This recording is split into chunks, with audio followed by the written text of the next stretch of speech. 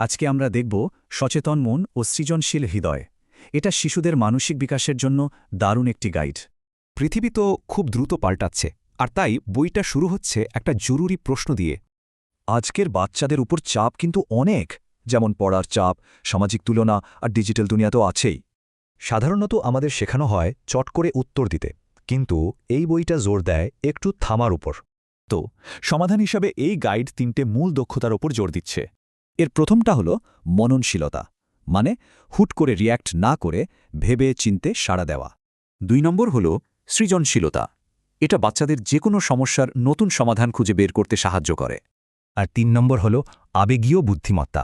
এটাই সহানুভূতি আর সেলফ কন্ট্রোলের আসল চাবিকাঠি। এই বইটাতে ৩ থেকে ১৮ বছর বয়সীদের জন্য ১৫০টারও বেশি সহজ অ্যাক্টিভিটি আছে। তো চলুন ছোটদের জন্য একটা মজার অ্যাক্টিভিটি দেখি। এটার নাম বেলুন ব্রিদিং। দেখুন, এর স্টেপগুলো কিন্তু একদম সহজ। এভাবে বাচ্চারা খেলার ছলেই শান্ত হওয়া শিখে ফেলে। আর এই সহজ কাজটার ফল কিন্তু অসাধারণ। বাচ্চাদের রাগ কমে, মনোযোগ বাড়ে আর আত্মনিয়ন্ত্রণ তৈরি হয়। এবার দেখি আরেকটা ক্রিয়েটিভ অ্যাক্টিভিটি, আবেগের রং। এটা বাচ্চাদের অনুভূতি প্রকাশ করতে সাহায্য করে।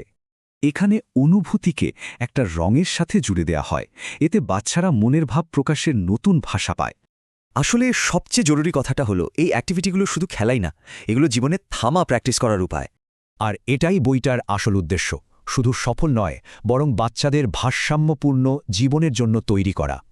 লেখকরা যেমনটা বলেছেন, এর ফলে বাচ্চারা শুধু বয়সেই বাড়ে না, তারা ভেতর থেকে পরিণত হয়। শেষে তাই একটা বড় প্রশ্ন থেকে যায়, আমরা কি সাফল্যকে শুধু অ্যাচিভমেন্ট দিয়ে মাপব, নাকি সচেতনতা দিয়েও?